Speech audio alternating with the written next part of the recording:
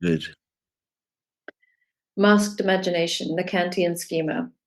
Between the Renaissance and the 19th century, European thought, the word that was in the process of westernizing the world that was in the process of westernizing itself, of imagining itself as world, shifted from the painting to the projection screen, from representation to presentation, and from the idea to the image, or more precisely, from the fantasy or the phantasm to the imagination.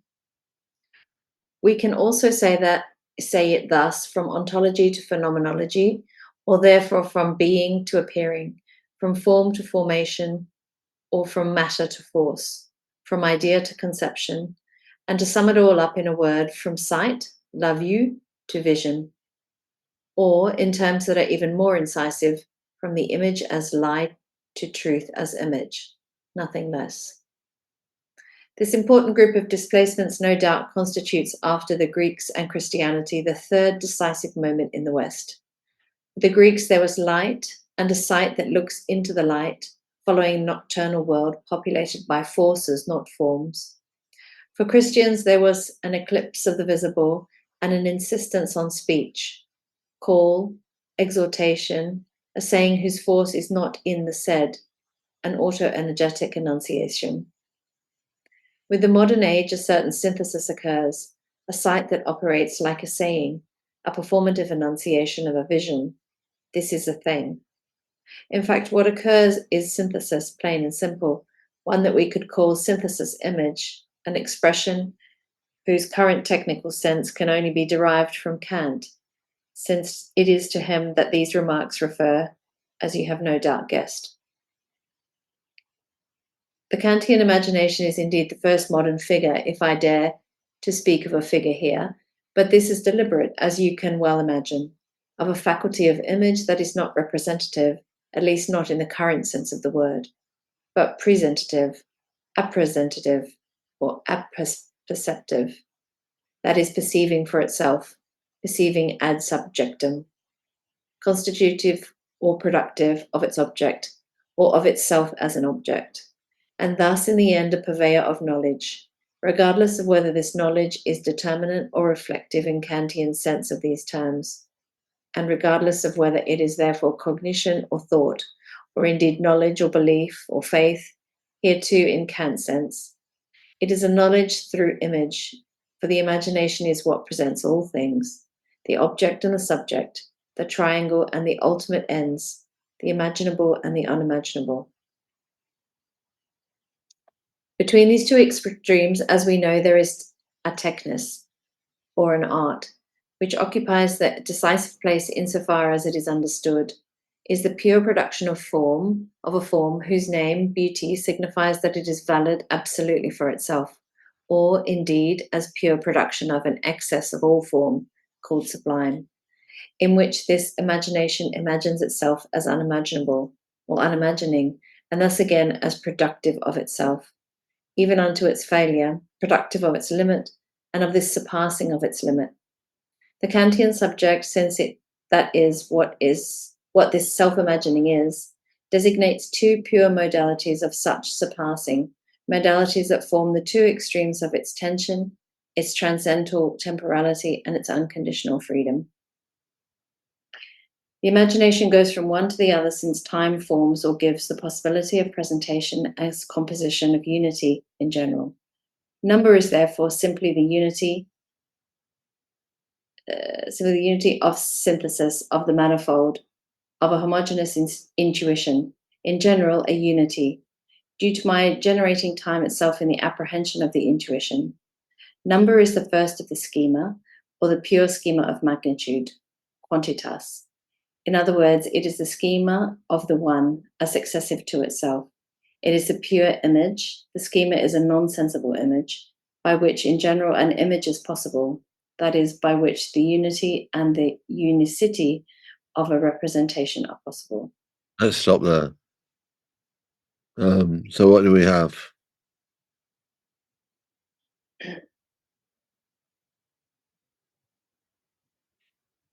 What is a schema?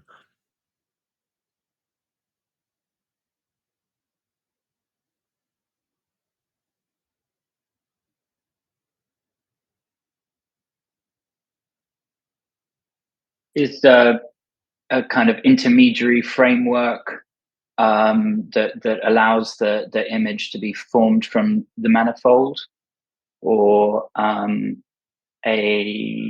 think what he's describing here, I thought it was particularly interesting when he says, when he defines the synthesis image, and it seemed that he was describing a more dynamic version of a Kantian schema, so as to kind of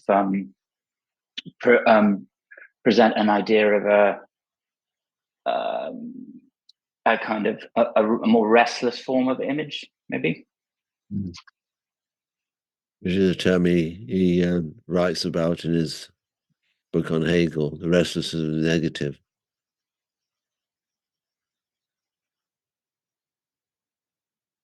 I mean, basically, it's some.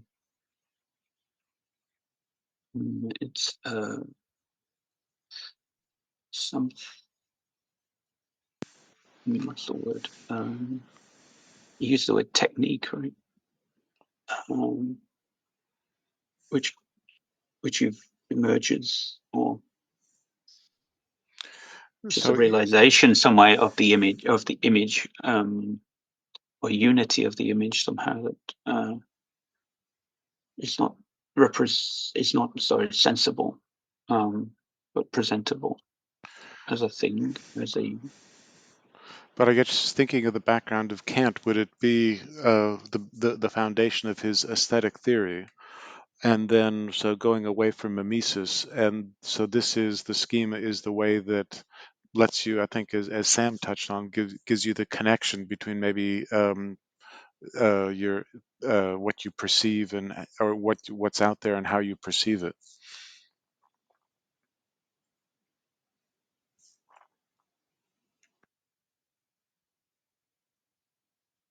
So in Kant, the schema is the imagination. There's no direct route between the imagination and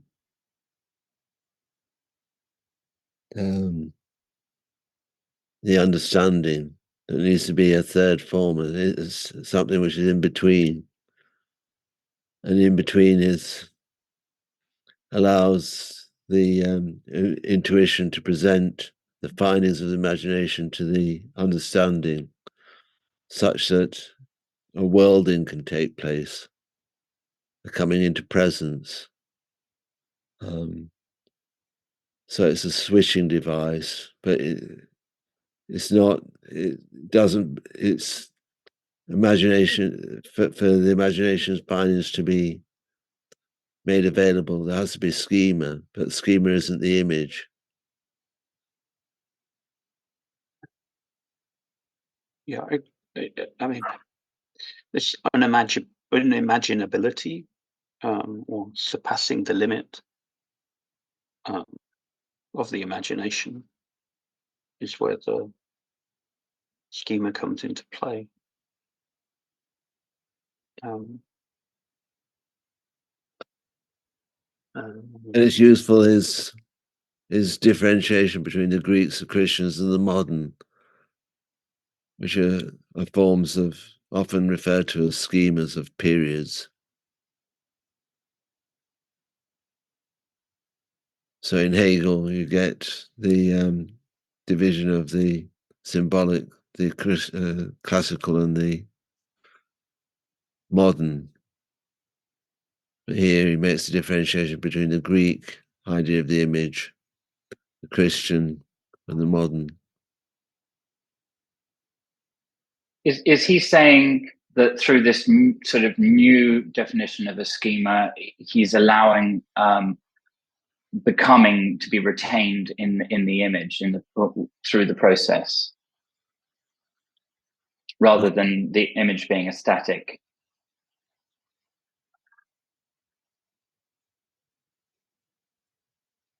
It says the imagination goes from one to the other, since time forms or gives possibility of presentation, the composition of unity in general.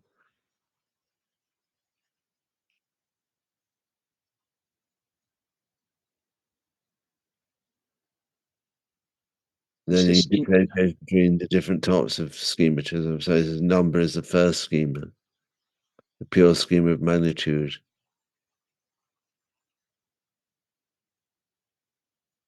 But I mean, it's more or less saying for thought to occur properly and for imagination to be the root of thinking. It needs to be schema. So the schema takes place early in Kant's book on the first critique of pure reason. It needs schema to make the whole system of three faculties working together to actually function. So if imagination is central, it has two different forms of imagination. There needs to be schema. Otherwise, there would be no presentation of the findings of imagination.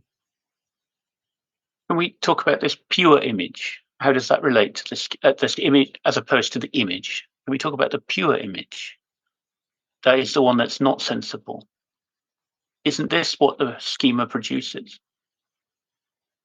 I mean, the pure image would be one with no one prior to the image, right? I mean, it's Empty of content. in the Kantian sense, right?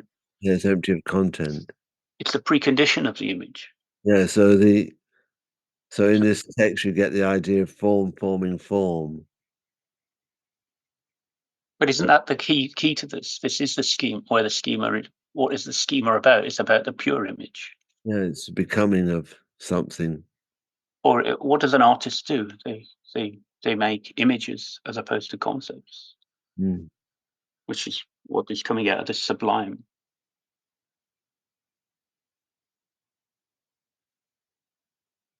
I think this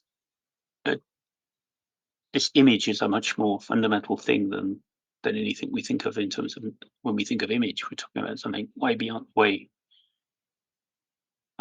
much more fundamental or much more at the root of art than what we think about. That's not something you see, right? It's not that type of image he's referring to here. And this time dimension is what makes it, what does he say, into a schema, and that's why you can't put your hands on it because it's not fixed. But it's one. It's a oneness. It's one thing, even though it continually changes, even though it continually becomes. Let's continue. Who'd like to read?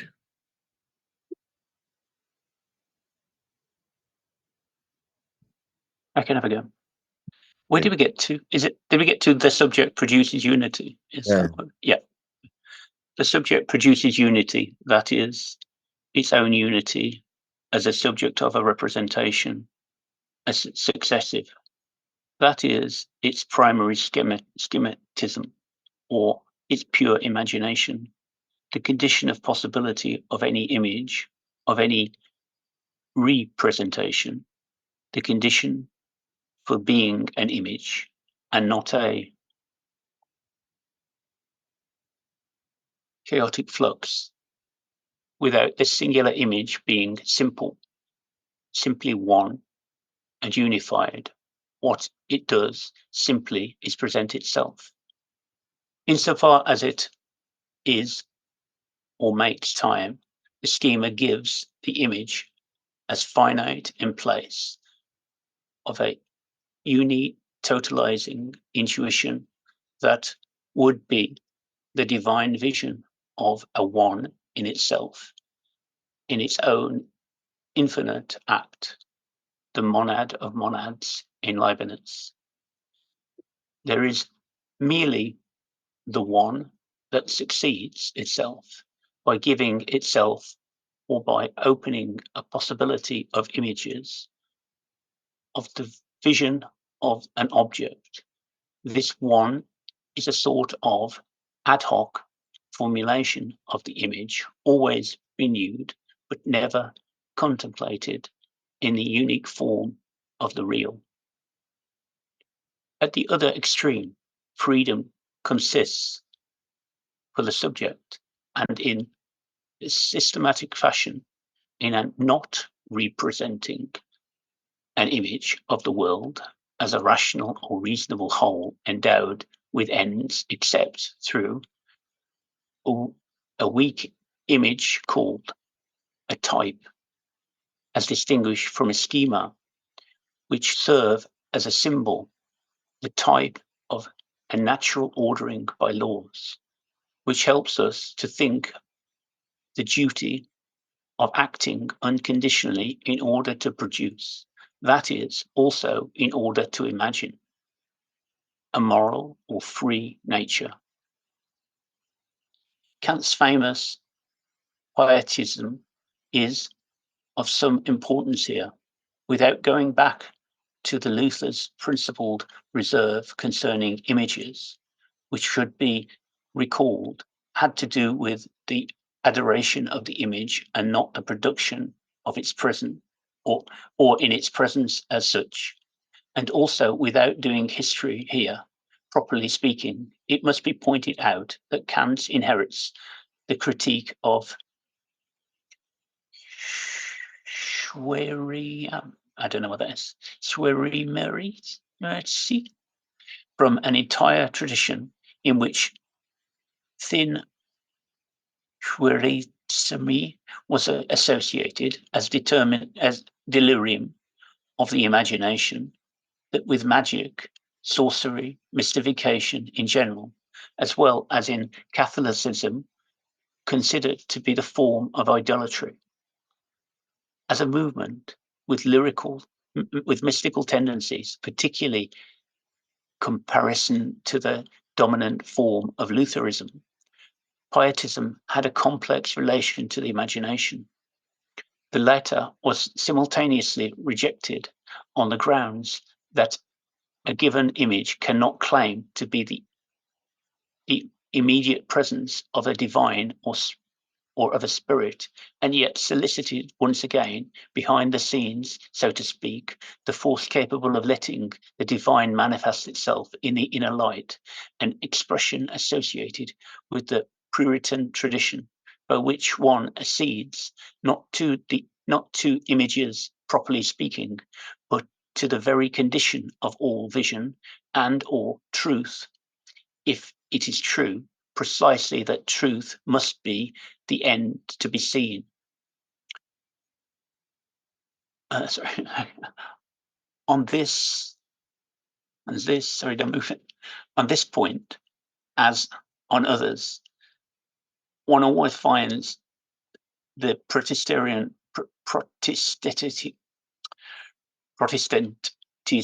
of which I consider Kantian to be one extreme, a tendency to discredit a false religion, and sometimes religion in general, for the purpose of establishing another that is more pure, more abysmal, or more abyssal, or more abysmal, more engulfed, more rupturous, and thus a movement that carries itself beyond images, idols, towards the very origin of illumination, and consequently towards the obscure point of a divine imagination.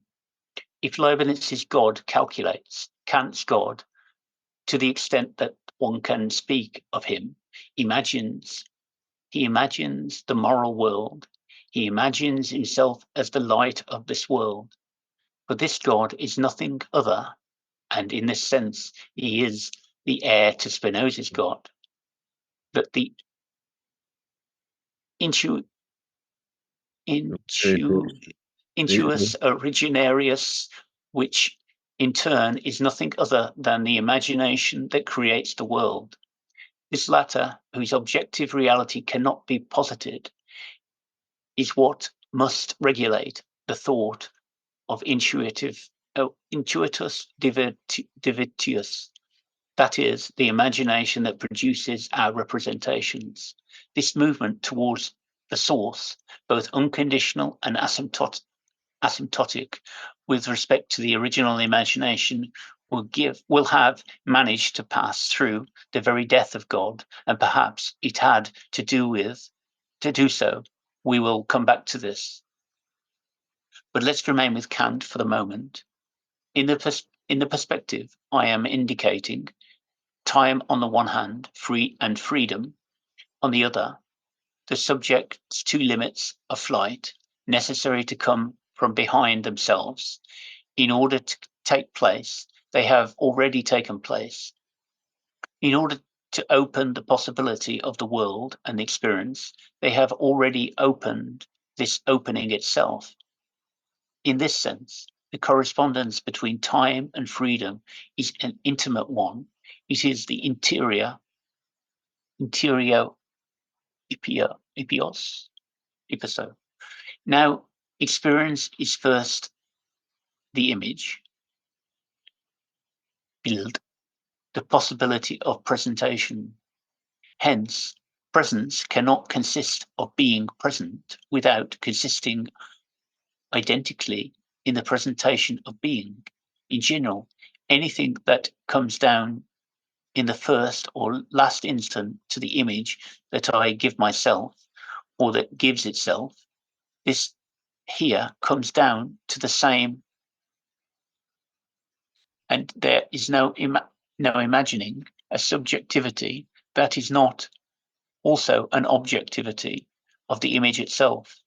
Thus, the corollary of this subject of representation, or more exactly, its very condition, consists in which what is not yet either subject or representation, but a making image, a mise image, or putting into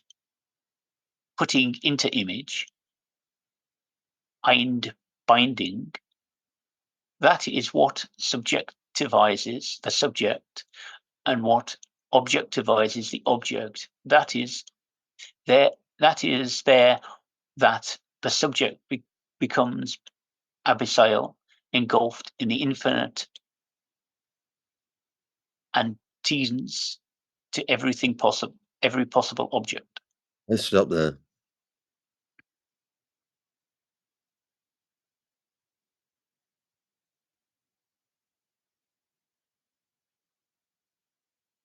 So any points?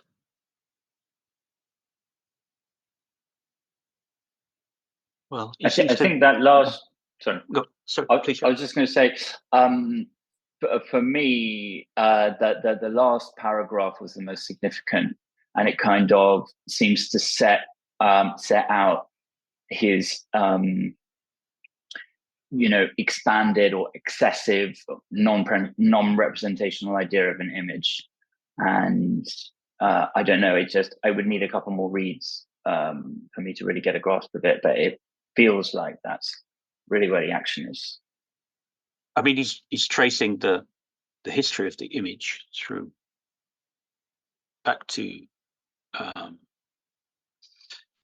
don't know, pre-Renaissance art, or prior to that, and its relation to, I don't know, Christianity. And he brings up Lutheranism. He brings up monad of monads, which is another reference to the last philosophical description of God by Leibniz.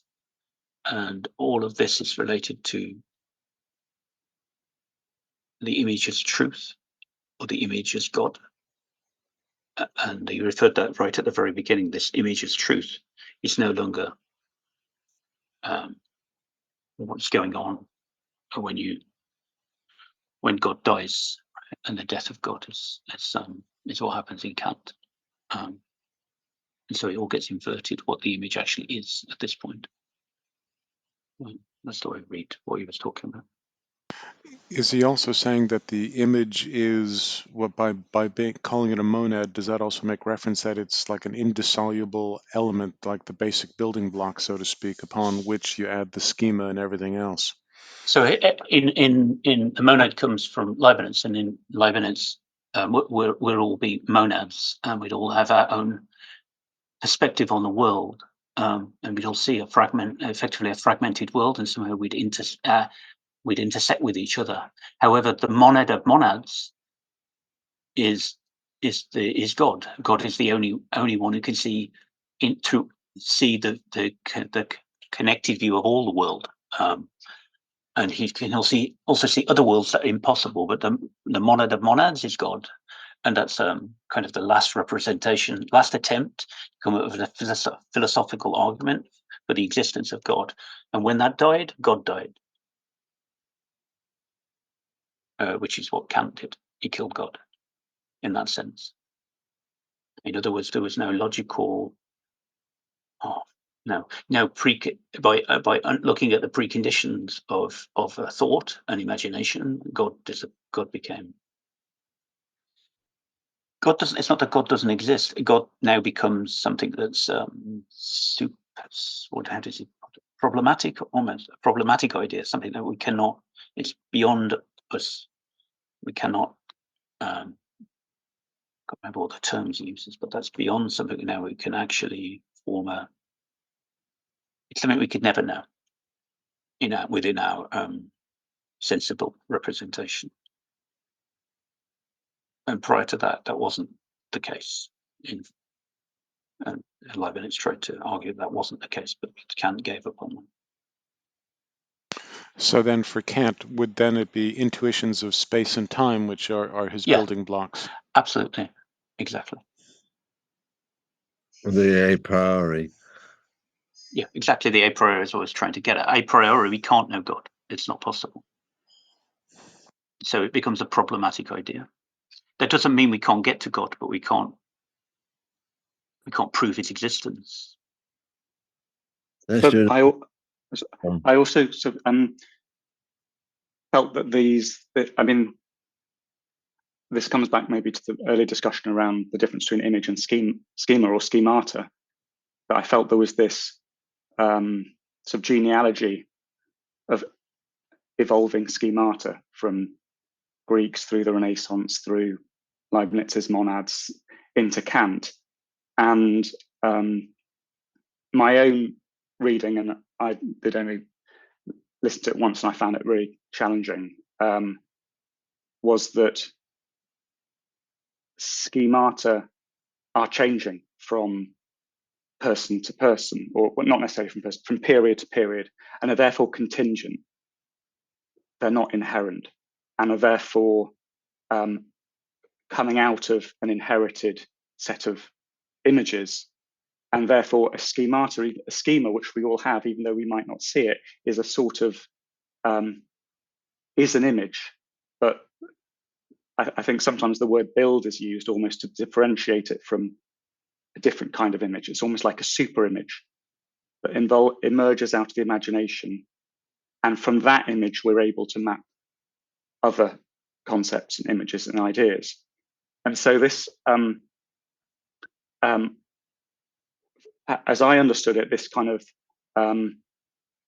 reference to God and then reference to space and time, and before that there was this beautiful line where it sort of says something like kind of we're sort of there's the graph asymptotes towards pure imagination, even to the extent that it goes beyond the death of God. But that doesn't, in my understanding of it, mean that Kant's kind of schema is the final say on it. I mean, it is for Kant, but we're always pushing beyond. And I got the sense that sort of pushing beyond was being posited by Nancy as the infinity of pure imagination. Now, if we were to sort of maybe invert his argument on himself, then one might say one could push beyond his notion of pure imagination because of the infinity of that. But that's how I sort of understood some of those conversations.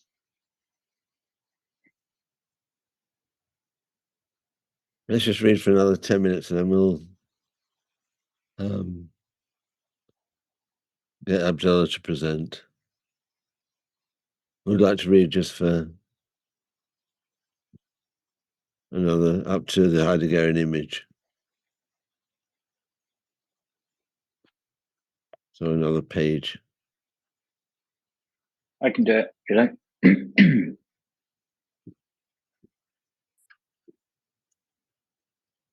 What I thus give myself, or what thus gives itself before or else, in the precise sense of these words, cannot be already an image, but must be its possibility. Not build, but the Einung of build. Einung is an old and rare poetic form of Einigung, unification. It is the making one, the bringing into the one of the build. It is a foreseeing of the image, of the opening to a view in general. The schema thus foresees and pre-opens the vision of the union, or as the union of the concept, a thing, something, several, or all things, and sensible material, proliferating multitude, magma, or plasma that is not anything. The schema is the non-sensible image, as Kant says, which is to say that it has the unity of a manifold without any manifold being given, but also without the pure and empty unity of the one that is nothing but one. The schema foresees in that it forms a pure image of the image, as a gathering together and a unifying of the manifold, a pure image of how something presents itself in general. The schema foresees and in some presents, self-presenting, in German es bildet or vorbildet. It performs or models the build. One could say it imagines or it images the imagination itself, the ground and the force from which it arises. And by that very fact, it gives us an understanding of the image that is completely different from the ordinary version of representation, figuration, or fiction. To say it in German, ein Bild ist, was sich einbildet und wie es sich einbildet. An image is what imagines itself and how it imagines itself. Or again, ein Bild ist das und das wie sich aus und in eins bilden. An image is the fact, that, and the way in which something forms itself in and as one. An image is the making one, the making itself one of something. This one is not unity as opposed to multiplicity. It is the possibility that anything at all, including something multiple or fluid, may come to presence, which is to say that as something or event, it may bring itself out of the confused and incessantly dissolved dispersion of sensible givens in order to give itself to be seen, in order to make something be seen. To give itself, to be given, to be seen coming out of the non-visible and the non-seeing. For we understand that in the imagination thus envisaged, the object and the subject are given together and give themselves to one another, or even in one another. Ein ins andere einen sich bildend. Good. We'll stop there. That's a brilliant passage.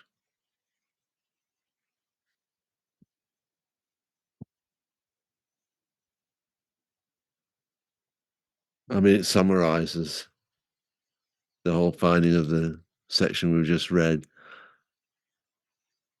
So the schema foresees, and in some presents, self-presenting. One could also say it imagines or it images the imagination itself, the ground and the force from which it arises.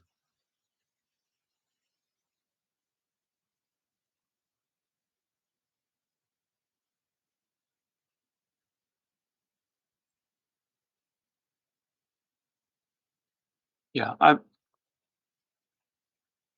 think it's quite interesting to think of what is pure, and pure in the Kant sense of the word, image would be, because that's pre-sensibility.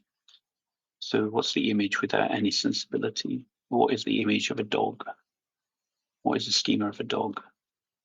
If we're not allowed to, if it's not the image of a dog, what is a dog?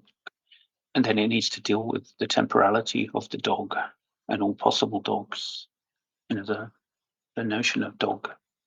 And it needs to go beyond the concept of dog. It needs to be a pure image, not a concept. And as soon as you try to discover this, you realize how complex, or how it's not quite something you can quite grasp, and graspable it is.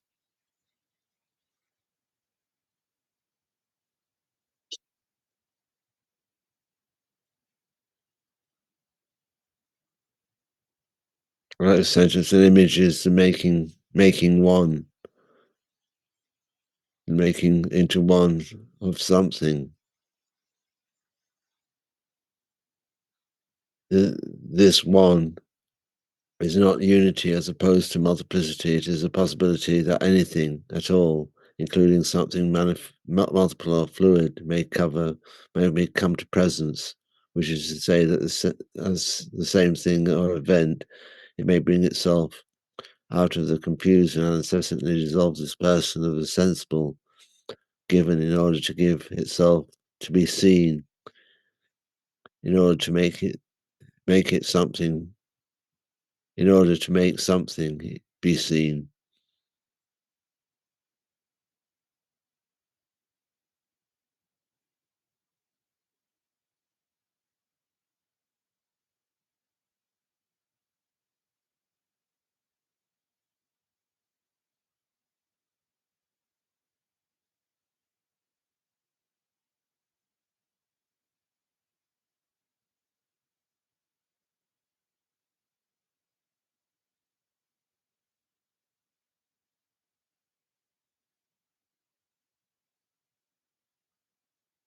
What we'll do is continue with this next week, when we get through the Heideggerian image and the image and the idea in time, up until the death mask.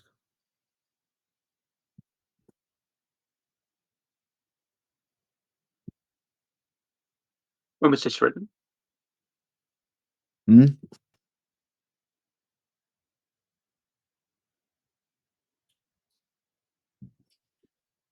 Who's going to read? I nominate Jess. I can hardly say no now, can I? Everything has an instant in which it is. I want to grab hold of the is of the thing. These instants passing through the air I breathe. In fireworks, they explode silently in space. I want to possess the atoms of time. Clarice Lispector, Aquaviva. The Wild Parlour is a group of artists who share a passion for meeting together to create a forum for ideas. It is the sum total of all these discussions that have taken place. As such, it is understood as a resistance to the prevailing conditions of intellectual isolation that can become a condition within contemporary culture of too much information, too many images, and a lack of clean air in which to breathe. One of the preoccupations of the group is with the idea of the fragment in art and the constellation of figures that are attached to it. To assemble an exhibition together might be one way of showing this way of sharing, in order that saying and showing might find relation without any didactic intention to this as an arena. We are not in search of the final word on anything, but we might lay claim to a maxim expressed by Ludwig Wittgenstein when he stated that we tend not to put the question deep down enough. So we proceed with an idea or a gesture, a passion, and with these trace elements of difference.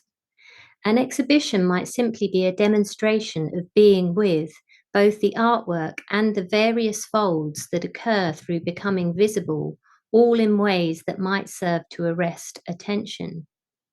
What is art if not a fragment of yet another fragment, attempting to escape this condition? Then the resignation of becoming matter forces it to introduce a full stop into the restlessness it had itself been party to. It needs to avoid becoming matter of fact or fact coupled with matter, because too many gaps are closed by this. The fragment arises out of such a contest, and it is this contest out of which a work of art might arise, with traces of space, interruptions, striations, all in circulations. The fragment is then an energetic confluence, flights of matter, whirling figures of desire, principles of uncertainty, all seeking relation to other fragments, but settling instead for a state of detachment, thus staying free of the orbit in which the desire for totality might arise. This strange grammar interrupting the flow of matter until it manifests as either sweet or grim by virtue of where the interruption occurs. A case of full stops falling into the most unlikely places with the passage of entry and exit points of the work in question. It is this process which lends a work its sense of spacing. The fragment is then the outcome of various arrangements of spacing and syntax that might give rise to a chain of such organization. A fragment is a ledge that balances what is empty and what is full, or what is present or absent.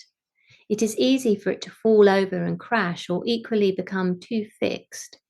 Fragments are a case of the exhibition of inner dynamism that avoids either inertia or the excess of too much velocity, but combines instead the possibility of both extremes in free play. If the fragment is its own distinction, it is in its evasion of a complete settled state of the registers out of which it is constituted in the first place. Artists are compelled to experiment to discover new relationships within the organization of time, space, and matter. Often this plays upon the limits of errancy too. Often this plays upon the limits of errancy, too much of something or too little, the rightness of this element combined with the lack or wrongness of yet another thing. The passage that is seen as modernity is mostly understood as a condition of the fragmentary impulse. This amounts to a narrative composed out of fragmentary episodes and works within a state of serialized becoming, never fully arriving at a destination that would close back upon itself. This explains why modernism, as a manifestation of the spirit, is a form of restlessness. Late style is a state when the fragment exhibits itself as rawness or even regression. It is a form of exaggeration in which the semblance of good order is lost, as if something is breaking loose. Late style with modernity is often viewed not only as raw and regressive, but also as a reflection of truth exceeding style. Finally, as the sun sets on the dissolution of modernity, we are subject to a whole number of doublings and mutations. The movement image, the subject object, actual virtual, simulated real, all registering as so many folds. Within this, the artwork is a state close to a trembling on border's edge, which collects its various figures in order to endure its becoming in the elsewhere of the not yet.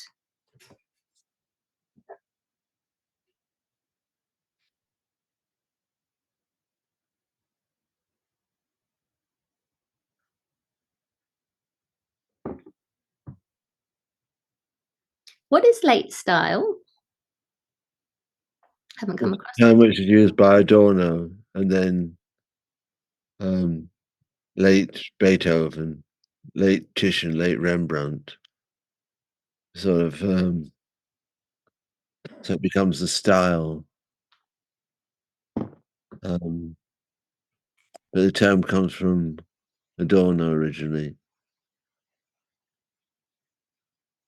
So it's in the later stages of an artist's life? Is that what it means? So it could apply to any time period, or is it specific to a time period? Can do with late style is also periods. Mm. So you get suddenly a kind of the end of modernity, I guess. You get a late style. Right, okay. Okay. It's also individual. Yeah. Yeah. So if we're at the end of modernity, then we are in the late style of modernity. I see. Okay.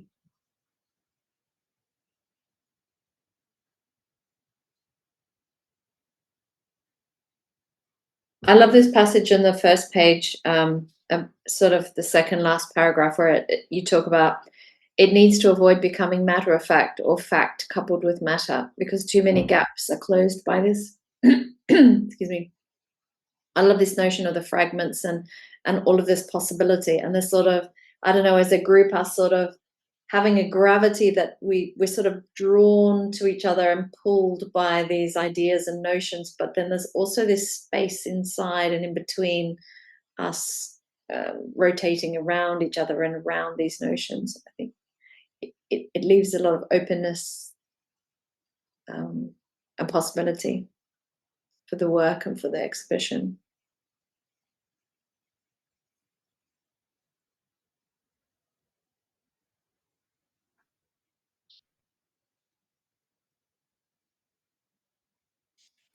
Yeah, you need a spacing anyway as a principle of an exhibition.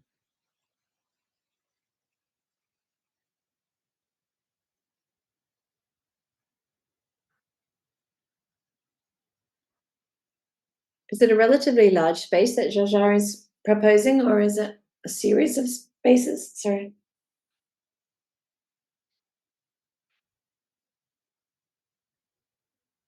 The one in Covent Garden is quite large. It's a shop, double shop space. Did she say when, or has she got any idea when? I think we'd have to put a proposal in, is my understanding. So by the time it gets accepted, it wouldn't be before the autumn. Is this something we need to pay for? I think what Jaja said to me, and I don't know, maybe Jonathan, you know more, I don't think that we do, is my understanding, but I could be... They like the proposal. If they like the proposal, they can give it to you free. If they don't like the proposal, they make you pay. So there's That was the idea behind having a text. So just say we're serious. It's not just a casual show. It's got a serious intention. so I mean, I've been to the place in Marylebone, which is huge, but the place in Covent Garden I've never seen. So you say 2 shop fronts, so is this by that, is that double the size of the last exhibition that was in what do you call that Lychee. gallery? Lychee, yeah, Lychee. It's about 3 times the volume. Okay. And is it all walls, or when you say I mean, shop it's got a lot of. It's obviously got a very strong floor space. I mean, has it got a shop front? It's a shop front, so it's glass. So one of the walls is completely glass. Yeah, the Okay, whole so front is glass. okay, so it's basically 3 walls It's 3 walls, and a floor. and the floor looks fairly substantial. And is it high ceilings, or It's high ceiling, and it's a white space, is it? white space, grey concrete white space. Okay. I've got it up on the other screen. If Jess, if you release the share, I can show a picture of it. And Jonathan, are you proposing that you would curate it again so that it's No, I thought Jar Jar and Lester would be the select the work. So what What's Jonathan is saying, space? what Jonathan's saying is he doesn't want to take the heat.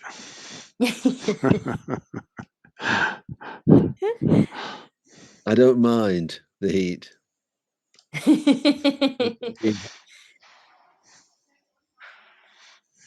It's a great space. I like the look of it.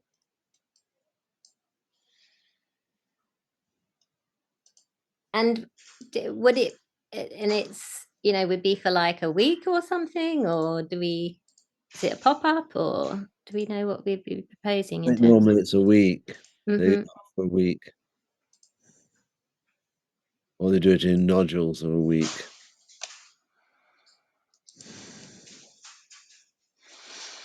Mm. I mean, if it's a Covent Garden space, it's got the advantage of it's got a great. I mean, it's so accessible.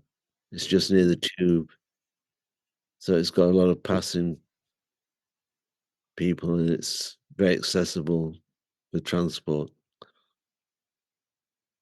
It'd be great to think about how we can really use it to sort of share, I don't know, the notions and ideas of things that we discuss and develop. I remember, Sam talking about how do we put these writings together in a way? How do we kind of make it, I don't know, add a little bit more gravity around just the fact that it is, I don't know, what if it is a pop-up or it lasts a week, 2 weeks, 2 days, how can we give it more I don't know, some more weighting?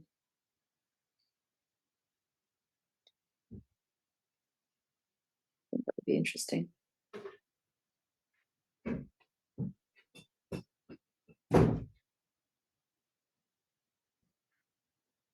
More weighting in the artwork or world generally, or more weighting as in just having a good show?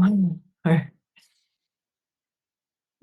No, more weighting in the art world in general. Just like, I mean, this notion of what else did you say, Jonathan? Notion of discovering new relationships. Where else did you put? I think it, to a certain extent, means how do you connect the work to the theme, right? If that text is the theme, how do you keep it all connected and curated in a way that isn't just us all just using it as an excuse to show some more work, which doesn't really fit together. Yeah, exactly, Patrick. I mean, we're normally working on this idea of text and image. That. So on that basis, would you say, kind of each work submission form, then do we put a place in for some text of maybe, I don't know, 100-word maximum, how it relates back to Jonathan's theme paper or theme essay? As somebody who applies to lots of things, that's a prerequisite of applying to anything. Normally, when I apply. Oh no, I understand the overall exhibition, but I'm saying for each work that people submit is what I'm. No, that's what I meant. Sorry, when you apply to be part of something, you always are asked, how does it relate to the theme? Yeah, That's but it's normally not a always prerequisite. published in the exhibition, is it? Mm. I think that's what Lester's suggesting, to actually put it in the exhibition. Yeah, maybe. I'm just saying maybe a prerequisite is that you have connected it some way, or try to think through how it connects rather than. Yeah, what I was thinking was, let's say you keep it 1 page per artwork for submission. If you have the text in there and it's legible, that's part of a submission document that goes to the bomb factory. So I'm just saying maybe that strengthens the case to get the space, and particularly for free in Covent Garden. Mm-hmm. Of course, that's a much bigger burden. But I wonder too if there's part of the proposal is, like performances like you did last time, Jess, or I don't know, as I say, some sort of documentation, some sort of document that's printed and produced. I don't know, something else that kind of comes just from, rather than stick it on the wall and print it. Well, I mean, I think things like involving the public somehow are often very appealing, right? So I think there's interviews, talks, I don't know, that type of thing are often quite appealing to galleries. I think there's some implication that if they give it for free, there's some outreach. It's not just artists showing their own work, but some sort of public implication. so like a performance or a workshop. So like, I mean, the idea of live, as well as balance between live and static. So live production of work, or live discussion, live. I mean, we could do something that we could come up with a proposal that it's live, if that was consensus. I mean, you often have artist talks about the works in exhibitions. I mean, you could kind of arrange something like that, which is more in the lines of the way we run our group. Maybe it talks about each work or something in the exhibition. Some presentation by the artists about their work for the public. Jonathan, when you said all live, what did you mean by that? I meant just that we don't necessarily show works. We there's performances and talks or screening. You mean or a group of things, a collection of different things, not just one thing. collection of different things. Yeah. In different registers. I mean, I think you could do both, and I think it would probably be, my own view is, might be stronger if you had something static and then, with various things of live, whether it's seminars or performances or workshops or whatever, or combination thereof. I mean, generally, it's everything happens at an opening, doesn't it? So at the Lai Chi, the live performances work very well because there was an audience there. And it felt very spontaneous. It felt like it sort of was in the moment, which is that idea, that notion you've got in that first sentence about grabbing hold of the is of the thing, that sort of atom of time, that moment. No, I agree. The opening is often the thing where most people come, but I think it's quite common. I think that exhibition Jar Jar was recently, and they had another session where I didn't go to it, but I saw online. Abdullah was giving an interview, and there's various things. It's not an interview. I was giving a talk with. I think you can maybe get away with 2 events, not just the opening. You can also get people to come back if you advertise enough, and there's topics interesting. I always think when you do everything at the opening, it's different, right? Because people drink, it becomes a slightly different event, and it's in the evening.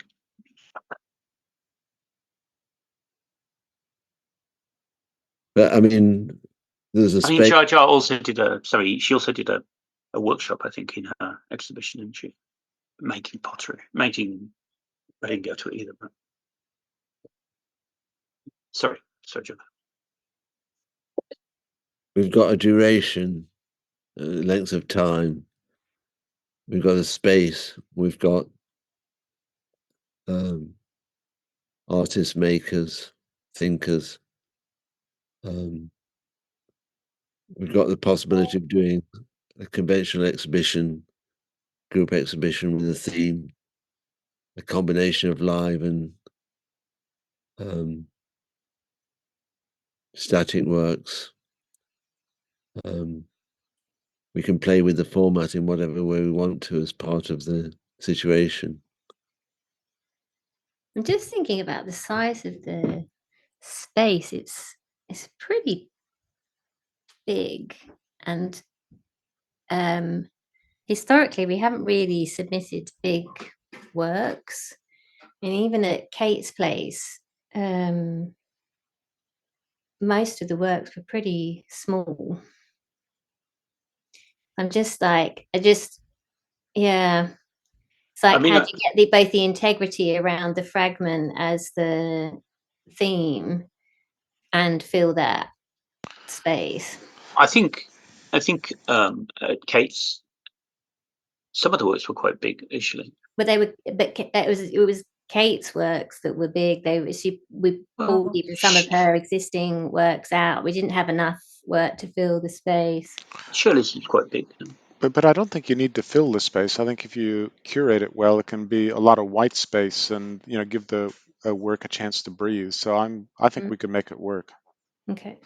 I mean, I think also when you looked at the Kate space, you saw that small white gallery. You're not going to make anything very big, are you? Because there's nowhere to put it, and you kind of would limit yourself by the space. I think also depends how long you have to make it, right? If you only give a small amount of time, you won't be able to make something big. It's another issue. This is just I've never had an experience of a exhibition like this, but this conversation itself seems to be kind of fragments of ideas and memories of previous exhibitions and potential thinking about how the space might work. And I'm just wondering whether it's logistically possible to kind of spend the week working out what the exhibition is going to be, and then it ends before it actually happens. So that might involve us having conversations. It might involve people making work which Lester decides doesn't really fit, or Jar Jar decides does fit, or people who are visiting the exhibition reflect positively on and think it should be in, or maybe people don't really gravitate towards it. So it's not. So we decide actually that's not going to be part of the exhibition. I don't know whether that would work with people's practice in terms of making things spontaneously on site or having conversations for the duration of a week. But I don't know. I wondered if that kind of was possible. I think, well, it's possible. I think it would be very difficult to do it for a long period of time if it was only live. I think you could do it part of the time, have live stuff. That's why I was suggesting maybe a hybrid option.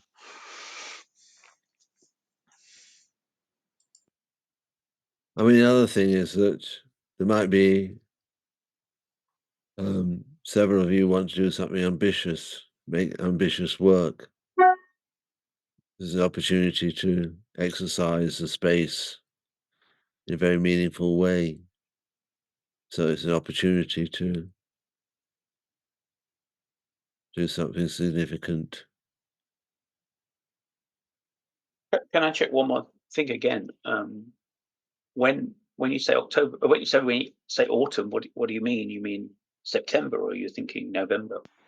Well, I What think time? we're already almost into July, so by the time Yeah. we put a proposal together, you're sometime, back half of July. By the time they get around to it and find a gap in their schedule, I'd be amazed if you got anything before October, November.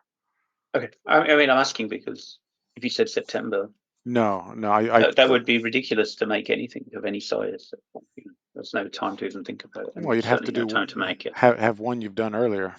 Yeah, exactly. So that's why I was just wondering about what time frame you're thinking. Okay. I mean, it could even end up being next calendar year by the time you get a slot. Okay.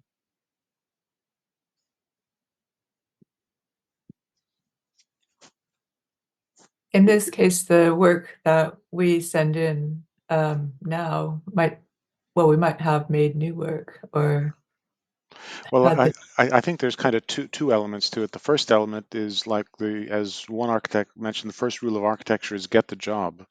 So I think the first rule here is get the space and get a commitment, and then we can worry about what we put in it. And I'm being a little bit crass, but I think the first work we present is to get it, and then we can change our minds if you want to put other work in. Yeah, I think that's right. And so the first work that we put in is the work that is representative of our current direction, or something along those lines. Which may or may not be in the final show. And you might not say that to the bomb factory, but that would be, I think, the idea for us.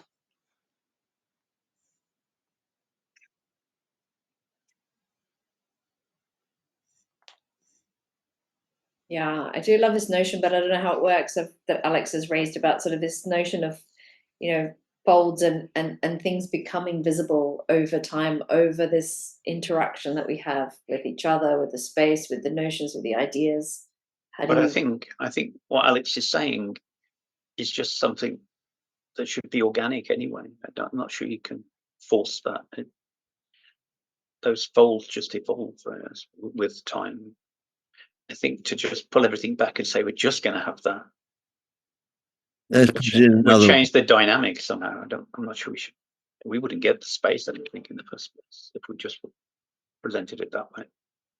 But we could leave room for that. I mean, I was also interested in thinking about the idea of, could we make a joint work be part of this thing as well. And I was thinking of, I'm kind of intrigued by the name, the bomb factory. I wonder where it comes from. And I was thinking of fragments caused by a bomb fragmenting, blowing up, and whether we could somehow play with this theme as well. Somehow, maybe that interests them because we're playing with their name, getting into their place. But maybe it's just a crazy idea. But anyway, a joint work would be interesting. But maybe you could play with that in relation to what Alex was saying. It's something that's not quite specified, but involves. And the Bomb Factory is a series of studios and spaces. And I think the original one was a bomb factory, but the rest are not. It's just an interesting name in relation to what bombs do to buildings. They blow them up into fragments. I was just thinking about what Alex was saying, and I think, it was interesting hearing Jonathan's text, particularly when we've been reading the Nancy text, because it had a kind of sense of that the sort of dynamic schema that Nancy talks about. And I think, I don't know how it will work in a kind of traditional way of proposing an exhibition, but certainly maybe part of something that we present or an idea that we kind of talk about is, a relationship, a dynamic relationship between what Jonathan is proposing as a schema and the kind of image that we're making being kind of how we curate all these things together. I mean, it would maybe be interesting to kind of show part of that process.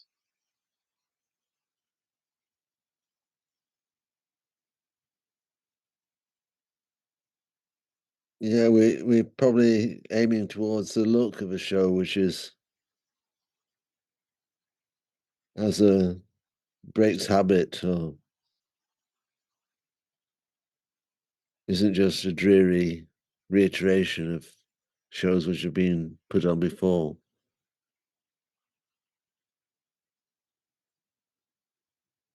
So whatever it takes to do that.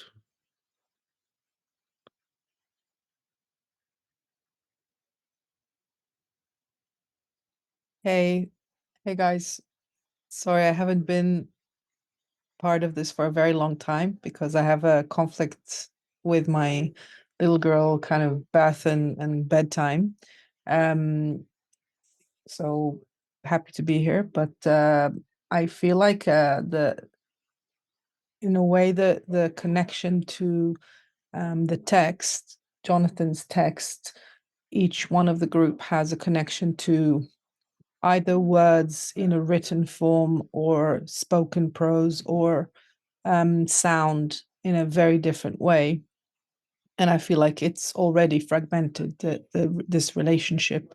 And if there is a way to almost create this occurrence where these connections play out between each person's work and the way they interpret word, whether if it's a projection or if it's a recording or if it's a written or if it's a read, it's a kind of a semi-live happening that then weaves into Jonathan's work and text and the connection between each one, if that makes sense. That's kind of continuing what Sam was saying about the schema.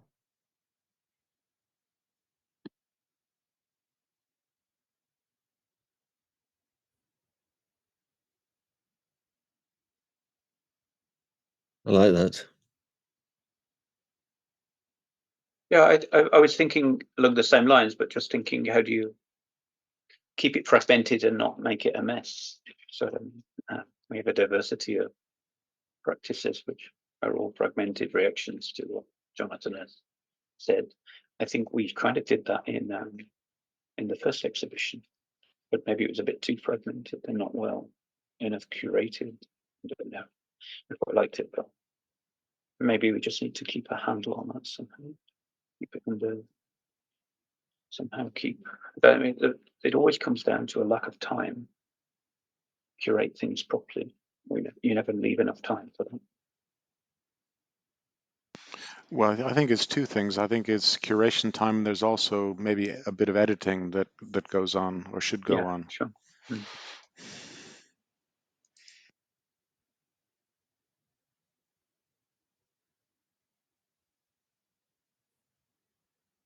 Well, I mean, I don't know, but certainly in relation to the first exhibition, my feeling was it wasn't until, and I suspect this is true of a lot of us, it wasn't until quite later in the day that we really knew what we were actually going to make. And so there's never any process by which anyone could edit it, because you kind of arrive with it, and that's it. It's kind of too late to edit anything.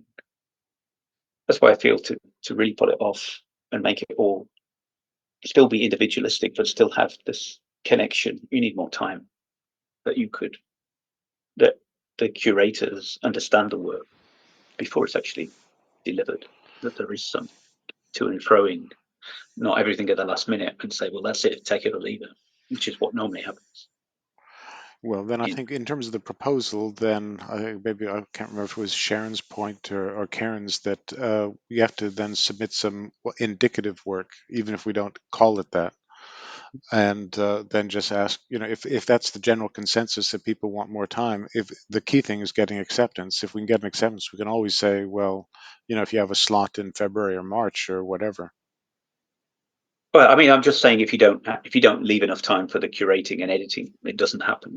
That's inevitably what happens. And people have other things to do other than just one thing, and so inevitably things slip if you don't allow enough time. You just have to be tough, Lester. We have to live or die by your sword. Well, this is why I can see Jonathan. This is like a hospital pass. Well, I mean, I think the key to it is, I mean, what happens with Kay was the time frame was so short. It was like a month or so. Okay, 6 weeks, so you go. Okay, and suddenly we've got everything's. If you don't set ridiculous time frames, you have some chance of not doing that, of not slipping into this. Well, there's no time to review anything. I think it's good that you start the thought process off by putting in work that is representative of your direction, because you've already thought this through. This is where you're going. I think that's a good idea as well. I think so. Yeah, and then you can think about it, and like Lester says, we can say we'd like it to be in, I don't know, February, because at whenever it's appropriate to say that, and then make a schedule and work towards that, with the themes and the ways of sorting the works. Once we know what people propose, like in terms of size and so on. So I think there's maybe, in terms of a submission document, there's a couple of aspects. One is Jonathan's text, another is our kind of proposed program, if it's static works or performances or whatever. But I think we need to flush that out. And then I would say there's a representative sample or indicative sample of the works. And that would be, the main bit of it. So, I mean, I can start to put together just the, placeholder draft and share it with the group, and we can start adding to it.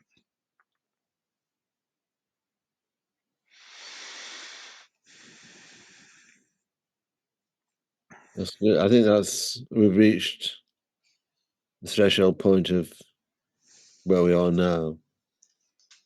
But this will stimulate a kind of thought form of where to go next and what to propose. And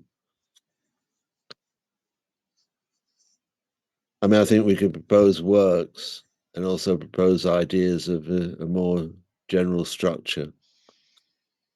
If we introduce both elements, works plus structures.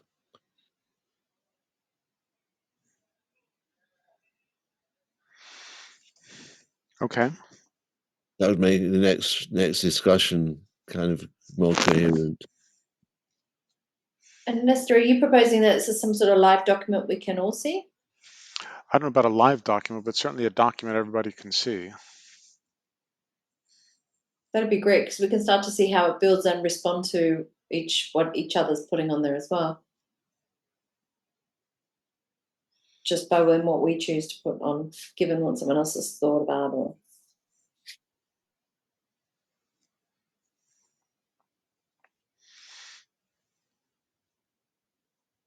I just need to think through the mechanics. My default would be something like InDesign document and just inserts, and maybe just have that and just have an updated PDF every couple of days or whatever with a common link to it or something. But I'll think about it. It's not difficult. Or a Google document, something on the drive? Or- Could possibly do that. Just the formatting, you don't get the same control as you do with, InDesign or those kind of things. But yeah, that's a possibility. So I'll put the thinking cap on.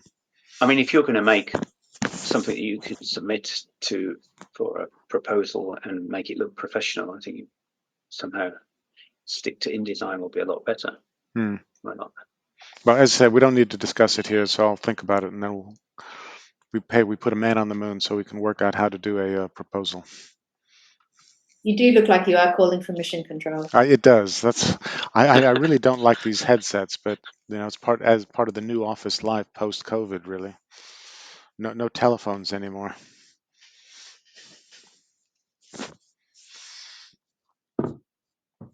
Okay, shall we go into the text?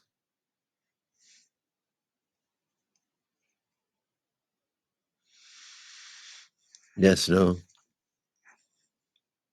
Okay, text.